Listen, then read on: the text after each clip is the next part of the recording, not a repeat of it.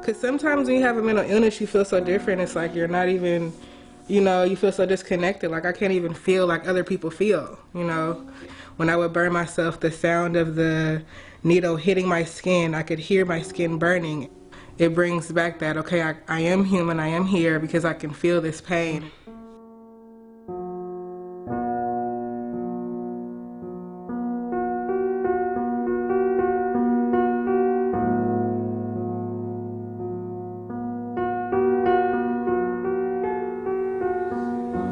I went to prison twice.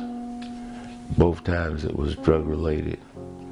My first time going to prison is when they put all the labels on me.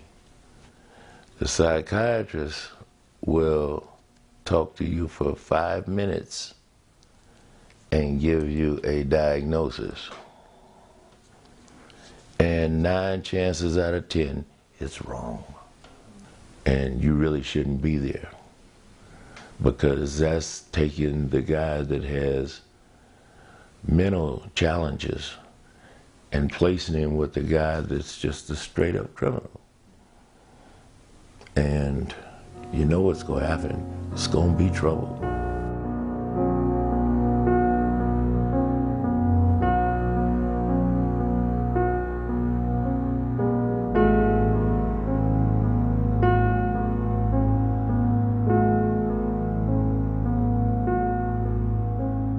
When I was 8 years old,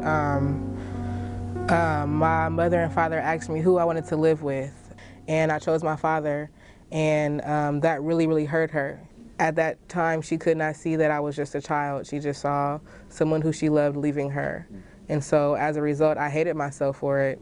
It was a very traumatic event for me because I was like simultaneously disowned by both of my parents. So I think that is what really brought about the depression and the anxiety, because I couldn't understand why I was even born, why I was even here. And so I started to do a lot of self-mutilization. I looked really ugly and just disgusting. I just felt like I was just a worthless person. I can say the trauma and the scars that we carry and the pain that we carry, and it's not okay to talk about it, and I don't care, because the truth needs to come out. I didn't want to die without having my voice heard. I felt like there was some reason why I had gone through the things that I had gone through, and there was some reason why I have depression, and people need to understand that. And I feel like that couldn't be something that could be written in a suicidal note. So a lot of my experiences, I didn't realize how painful they were until I became mature.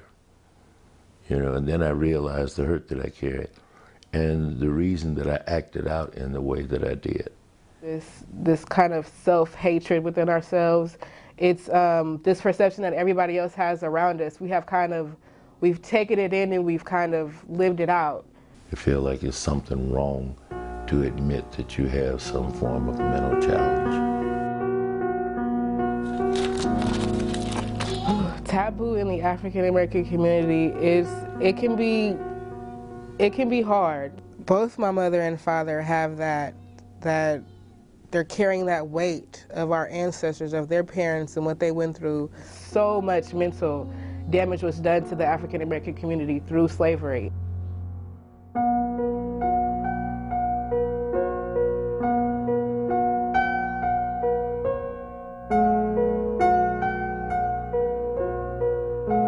They'd much rather tell you that they got AIDS before they tell you that they have some form of mental illness.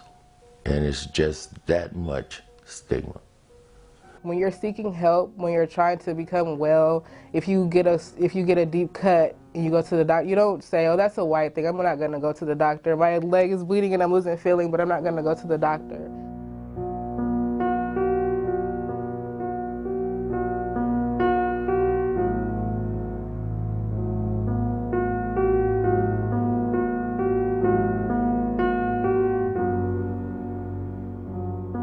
The first thing you have to do is remove the so-called stigma from it. because African American people need to really comprehend what a mental health illness is before we can proceed with any other, area of achievement in America.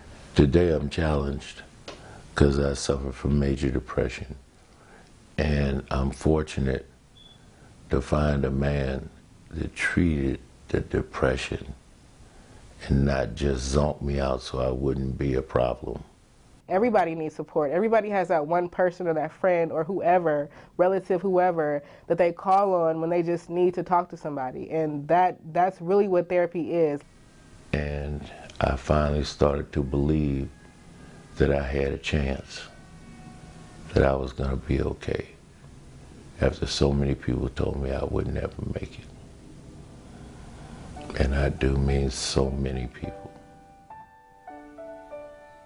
The moment that I actually found out I was having a daughter, the first, I honestly cried.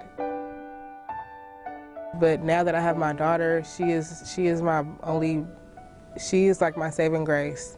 I'm trying to focus on just letting Zion be a kid and focus on what I tell her, the words that I use. Because I think that we kind of forget that our kids, maybe our kids, but they're human beings in the making.